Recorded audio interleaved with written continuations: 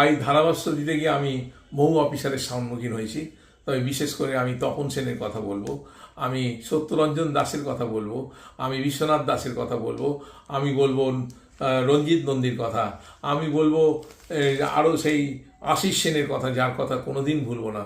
এমন একজন লোক ছিলেন যিনি আকাশবাণীকে পুরো কন্ট্রোলের মধ্যে রেখেছিলেন। তিনিও আমাদের স্পোর্টস অফিসার ছিলেন।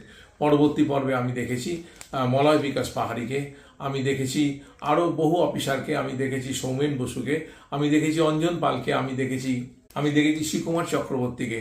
আর আরেকজন মহিলার কথা বলবো যিনি স্পোর্টস অফিসার, তিনি একজন বিখ্যাত সাঁতারু ছিলেন, নন্দিনীদি, যার কথা কোনোদিন ভুলবো না।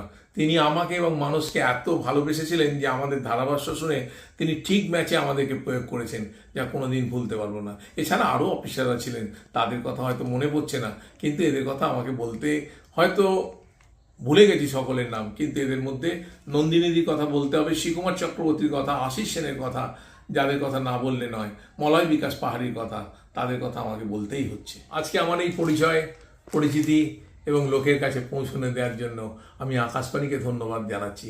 আকাশবাণী আমাকে যদি না ডাকতো বা আমাকে না সুযোগ দিত, তাহলে আমি কোনোদিনই হয়তো ধারাভাষ্যকার হতে পারতাম না।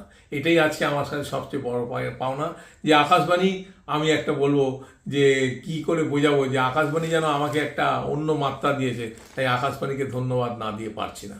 আজকে আমাকে ধারাভাষ্যে অজয় স্বামী পরিচিত দিয়েছে আকাশবাণী কলকাতা, যাদের এই আকাশবাণীকে আমি কোনোদিন ভুলবো না।